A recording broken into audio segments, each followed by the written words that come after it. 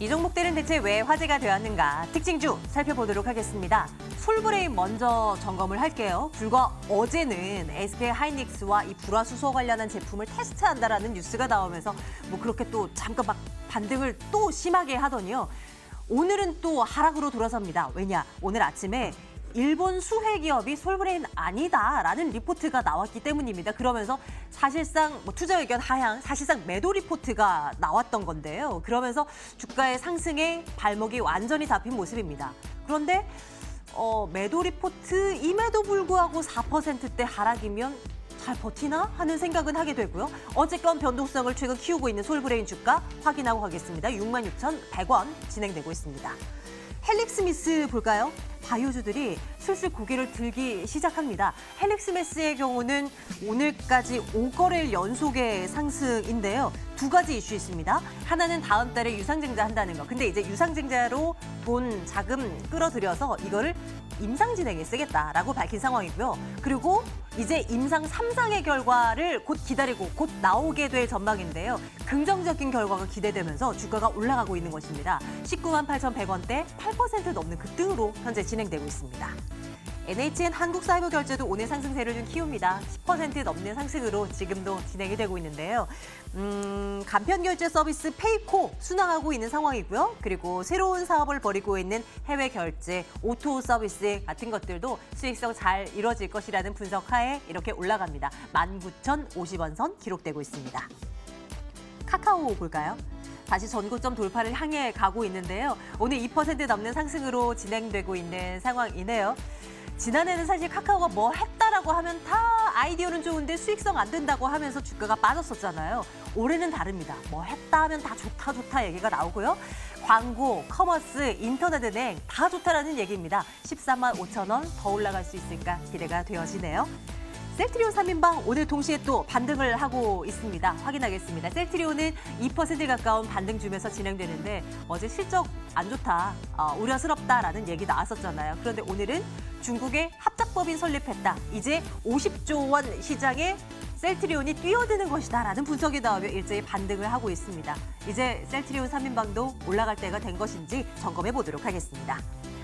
대주전자재료 2차 전지 관련주 가운데 하나 꼽아왔습니다. 많이 올라가죠. 특히 이번 달 들어서 주가가 40% 가까이 급등을 해버렸습니다.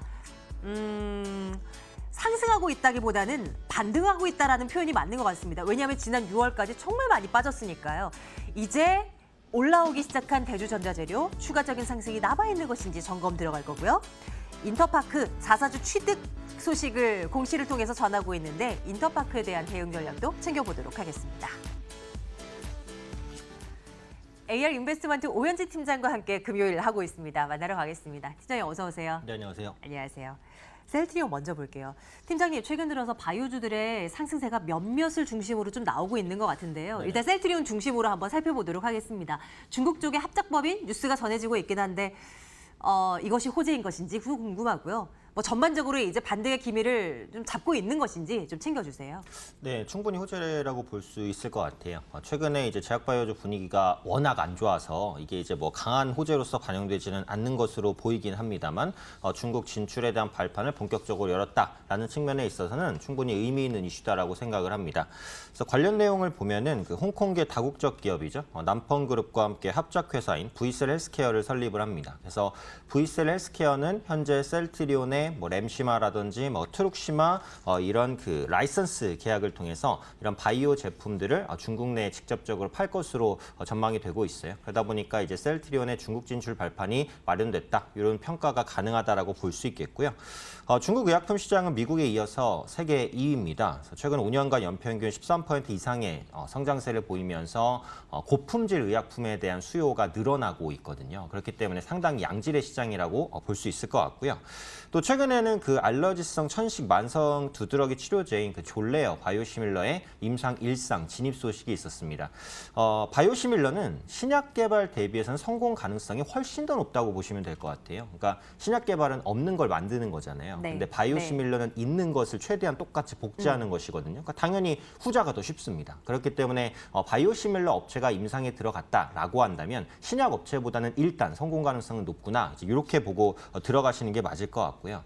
특히 바이오시밀러는 이제 오리지널 의약품 대비 어떤 방식으로든 쌉니다. 적으면 5%, 크면은 30%까지도. 그렇기 때문에 바이오시밀러가 나온 시점에 있어서는 시장 점유율을 크게 끌어올릴 수 있다는 거죠. 램시마가 이제 유럽 시장에서의 점유율을 과거에 많이 끌어올렸었던 그런 부분들을 생각해 보시면 좋을 것 같아요. 그리고 최근에 이제 제약주가 하락을 한 게 그 신약에 대한 실망감 이런 부분들이 좀 많이 반영이 된 것 같은데 셀트리온은 바이오시밀러 업체이기 때문에 그런 부분과는 약간 차별화를 둬야 되지 않을까라는 네, 생각도 네. 가지고 있고요.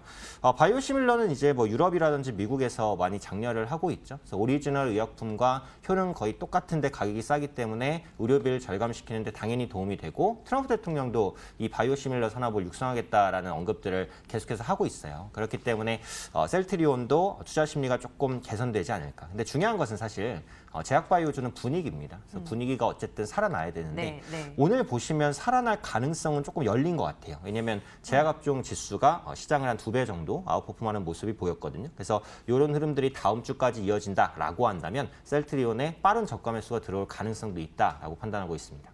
투자 의견 좋아요 주시는 거죠? 네, 투자 의견 좋아요 드리도록 하겠습니다. 차트도 한번 볼 수 있을까요? 사실 셀트리온이 뭐 많이 눌림 나오긴 했지만 좀 긴 기간 동안 박스권 장세를 펼치고 있는 것 같아요. 뭐 아래는 18만 원, 위는 뭐 22, 뭐 이 정도로요. 당분간도 그냥 그 정도로 생각을 하는 것이 나을까요? 저는 이제 바닥권에서 그래도 저점 매수가 들어오지 않을까라고 생각을 하고 있어요. 그래서 박스권이라고 한다면 박스권 상단까지는 한번 노려보는 그 정도의 전략이고 기술적으로는 사실 이건 좋은 위치는 아닙니다. 이평선이 다 그래요? 하향 돌파됐고 네. 하락 추세로 진입을 하고 있는 위치거든요. 그런데 전 저점, 그러니까 3월 달에 있었던 그리고 5월 달에 있었던 전 저점까지는 밀렸기 때문에 박스권 상단까지의 반등 정도는 노려볼 수 있겠다라고 생각을 하는 거죠. 그래서 제가 이제 셀트리온을 말씀드리는 것은 결국은 제약바이오주 분위기가 그래도 다음 주부터는 좀 개선 가능성이 있다라는 관점에서 말씀드리는 거니까 네. 셀트리온에 관심이 있으시다면 제약바이오주 분위기와 함께 연동해서 보셔야 된다라는 말씀드리겠습니다. 워낙 우리 개인 투자자분들께서 제약 바이오주를 뭐 상당 부분 또 담아가고 계시기 때문에 빨리 여기 분위기가 좋아졌으면 하는 바람도 일부 가져보아요. 다음 주 한번 제약 바이오 상승세가 조금 더 이어질 수 있을까 지켜보겠습니다. 셀트리온 투자 의견이 좋아요 찍어요. 다음은 인터파크 보겠습니다. 자사주 취득 소식이 있었습니다. 규모는 50억 원 가량으로 전해지고 있는데요. 주가가 이 종목도 바닥을 기는 종목 가운데 하나였었잖아요. 오늘은 이제 반등이 좀 나오고 있는데 추가적인 상승이 가능할 거라고 보십니까? 네, 추가 상승이 가능할 거라고 보고 있어요. 일단은 저는 지금 보시면 낙폭과대 종목군들이 시장에 굉장히 많은데 어쨌든 네. 시장이 좀 많이 하락했기 때문이잖아요. 근데 지금 상황에서 뭐 코스피나 코스닥 지수가 빠른 반등을 보이기는 어렵겠지만 어쨌든 저점을 찍고 완만한 반등 정도는 나올 수 있다라는 생각은 가지고 있습니다. 그래서 그런 관점에서 낙폭과대 종목 중에서 낙폭이 좀 컸던 종목에 대한 관심은 조금씩은 그래도 가져볼 필요가 있지 않나라고 생각하고 있고요. 오늘 나온 공시는 이제 자사주 취득 공시입니다. 50억 규모. 그러니까 50억이라고 하면 얼마 안 되는 것 같지만 인터파크가 원래 시가총액이 작은 종목이에요. 그래서 이 기업의 시총 비례에서 거의 3% 가까운 물량을 매입하는 것이기 때문에 충분히 효과가 있을 것이다라고 생각을 하고 있고요. 또 인터파크는 이제 전자상거래 업체로서 여행 중개, 공연 티켓 판매, 도서 판매 이런 사업을 영위하고 있습니다. 근데 과거에 이제 굉장히 장기적인 주가 하락을 보였을 때가 인터파크가 그 도서 판매가 대부분의 매출을 차지했을 때 그때였어요. 근데 아시겠지만 이제 성인의 독서율이 얼마 안 되잖아요. 그리고 요즘에는 또 이북이나 이런 것들도 많이 보시고 네. 스마트폰 때문에 책을 더 안 읽게 됩니다. 그래서 이런 부분들이 모멘텀 악화로 작용했는데 인터파크는 최근에 이제 온라인 통합업체로 바뀌었어요. 그래서 공연 입장권이라든지 뭐 여행 티켓이라든지 이런 부분의 사업이 도서보다 훨씬 더 커졌습니다. 특히 공연 주문 공연 티켓 부분에 있어서는 국내 시장 점유율 70%까지 차지하고 있기 때문에 거의 압도적이에요. 그래서 국내 공연 관람 인구가 증가하고 있으니까 이런 부분들 모멘텀으로 생각해 볼 수 있다고 보고 있고요. 여행 사업도 나쁘진 않을 것 같아요. 그러니까 일본과 갈등이 있으니까 단거리 노선 실적은 일단 기대할 거는 딱히 없습니다. 하지만 장거리 수요는 꾸준히 증가하고 있어요. 지금 인터파크를 통해서 장거리 여행, 그러니까 유럽이라든지 미국 여행 티켓을 구매하신 분이 전년 동기 대비해서 60% 정도 늘어났습니다. 그래서 이런 부분들이 단거리 여행 부진을 만회해줄 것 같으니까 역시 뭐 크게 우려하지 않아도 되는 부분이다라고 생각합니다.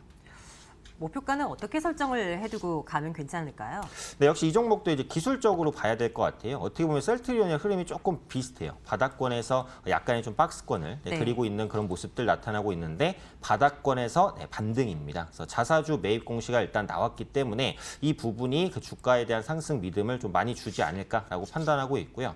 1차적으로는 한 6천 원 정도까지 노릴 수 있다라고 생각을 하고 있어요. 그래서 이평선이 돌파되고 전 고점까지 해당하는 가격이니까 뭐 매수하시게 된다면 한 6천 원 정도까지 노리실 만하다라고 말씀드리겠습니다. 인터파크 투자 의견 역시 좋아요 찍겠습니다. 다음 종목은 대주전자재료를 살펴볼까 하는데요. 오늘 상승세가 좀 두드러져요. 그리고 최근에 이렇게 상승폭을 많이 키웠던 날이 몇몇 있었습니다. 단기간에 많이 올라왔는데 그런 만큼 좀 집중이 되고 있는 종목 가운데 하나가 아닐까 싶어요. 다양한 사업을 좀 벌이고 있긴 한데 어떤 쪽에 초점을 맞출까요? 지금 사는 거 의미 있을까요? 지금 사기는 이제 어려운 위치라고 보고 있어요. 이게 이제 전자 부품 소재 업체로서 MLCC 관련주로 분류가 되는데 일본이 이제 뭐 MLCC 수출도 규제할 수 있다라는 이슈가 나오면서 이 이슈로 최근에 좀 급등하지 않았나 생각을 합니다. MLCC는 콘덴서이기 때문에 사실상 모든 전자제품에 쓰이고 일본 시장이 한 60% 정도를 차지하고 있기 때문에 수출 규제 가능성이 높다라고 이제 이슈가 엮였죠.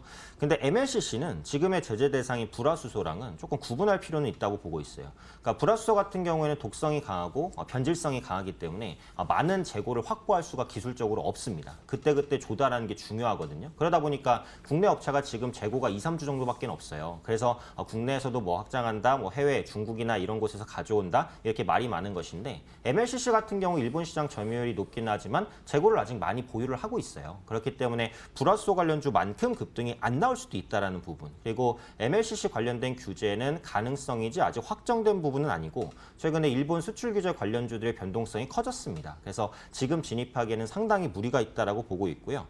대주전자 재료는 물론 그 MLCC 관련주만은 아닙니다. 대면적 그래핀 양산 기술을 보유하고 있어서 이 그래핀 관련주로도 엮여 있어요. 네, 최근에 크리스탈신 소재가 자회사의 그래핀 제조업체 네, 지분 네. 획득 소식에 급등을 한 적이 급등했잖아요. 있어요. 네, 네. 그러면서 그래핀 관련주가 최근에 좀 투자 심리가 9일 제지도 올라갔고요. 그래서 그런 모습이 나타나기 때문에 이게 이제 같이 반영이 됐다라고도 볼 수 있는데 그래도 지금 대주전자 재료는 MLCC 관련된 모멘텀이 좀 강한 것 같아요. 그래서 지금은 그 일본 수출 규제주로 엮인 부분이 훨씬 더 크다. 근데 일본 수출 규제 관련된 종목군들의 변동성이 크니까 좀 주의할 필요는 있지 않겠느냐 이 정도로 보고 있습니다. 그러면 신규 진입 당연히 노일 것 같고요. 네네. 투자 의견은 어느 정도로 찍을까요? 뭐 글쎄요? 나빠요? 어떤 걸로요? 네, 그래서 글쎄요를 드리겠습니다. 이게 5일 이평선을 아직 깨지는 않았어요. 오늘 윗꼬리가 많이 달리기는 했는데 네. 그래서 뭐 나빠요까지 드리기는 조금 어려울 것 같고요. 혹시 보유하신 분들은 조금 더 가져가도 될까요? 네, 그래서 제가 글쎄요 의견을 드리는 건 사실 보유하신 분들은 가져가자 이 정도 네. 의견입니다. 그래서 보유하고 계신 분들은 가져가시면서 다음 주에 뭐 음봉이 뜨면은 바로 매도를 하고 양봉이 뜨면 조금 더 보겠다 이 정도로 보시면 좋겠다라고 말씀드리겠습니다. 네, 내일 짱타픽으로는 인터파크로 올려둘 거고요. 대주전자 재료는 글쎄요입니다. AR 인베스트먼트 오현진 팀장과 함께했습니다. 고맙습니다. 네, 감사합니다.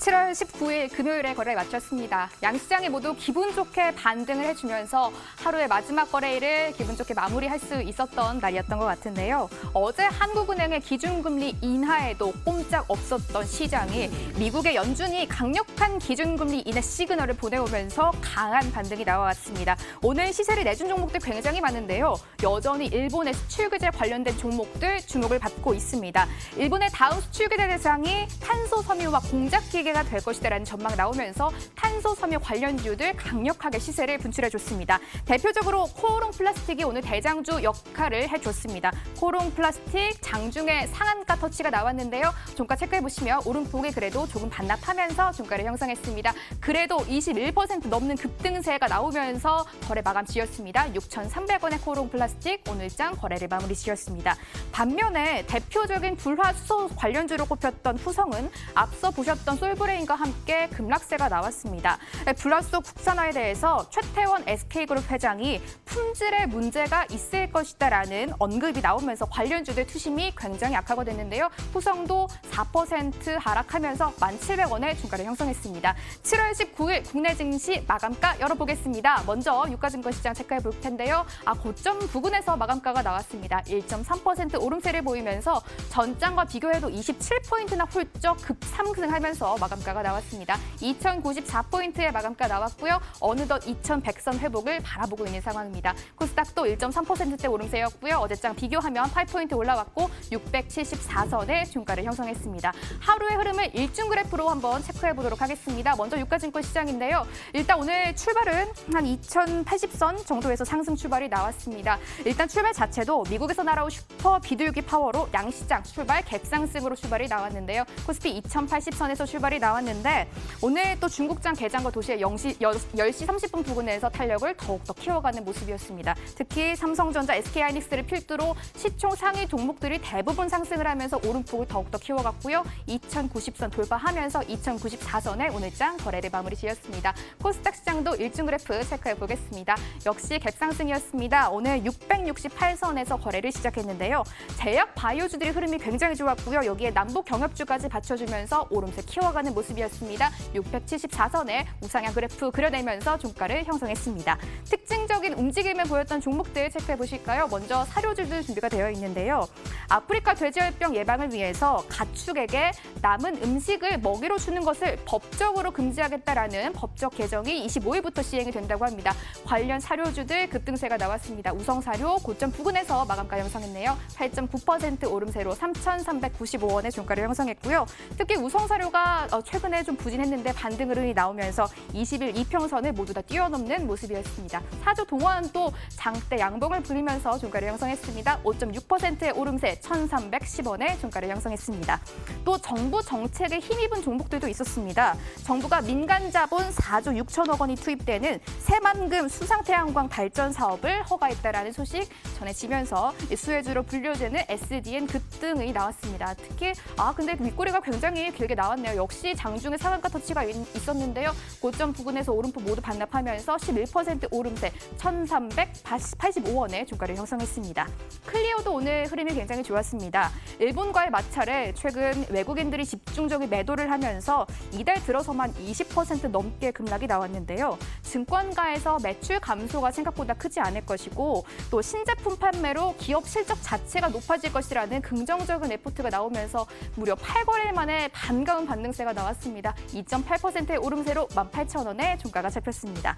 증권주도 오늘 굉장히 좋았죠. 어제 기준금리 인하 소식에도 예상만큼 시원한 반등이 나오진 않았는데요. 오늘 탄력이 굉장히 좋았습니다. 교보증권이 5% 가까운 오름세로 고점 부근에서 종가를 형성합니다. 1,550원의 종가가 잡혔고요. 하나금융지주도 4.1% 오름세, 삼성증권도 3%의 탄력을 보이면서 38,900원의 종가를 형성했습니다. 마지막으로 수급까지 체크해보겠습니다. 먼저 거래소 시장입니다. 일단 기관과 외국인 굉장히 강력하게 사들였고요. 기관이 특히 오랜만에 금융투자에서 대부분 사들였다라고 할 정도로 3,352억 원 금융투자를 가까이 매수세를 보였습니다. 개인 홀로 4,500원 넘게 팔아내는 모습 포착이 됐네요. 코스닥 시장까지 보겠습니다. 일단 외국인은 팔았습니다. 매도량이 조금 더 늘어났네요. 210억 원 팔아내는 모습이었는데요. 개인과 기관이 방어에 나섰습니다. 특히 기관이 투신해서 대부분을 사들이면서 187억 원 사들이면서 지수를 방어하는 모습까지 포착이 됐습니다. 마감 시장 상황 전해드렸습니다.